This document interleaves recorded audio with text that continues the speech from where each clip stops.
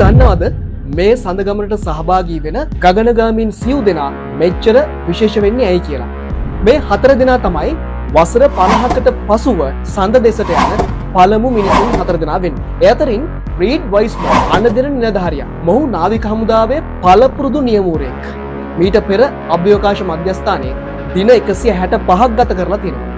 දෙවැන්නා Victor ග්ලෝවර් නියමුවා හඳබලා යන ගමනකට එක්වන ප්‍රථම කළු ජාතිකයා මොහු.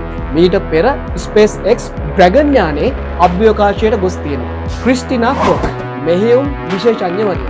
හඳ දෙසට යන ප්‍රථම කාන්තාව.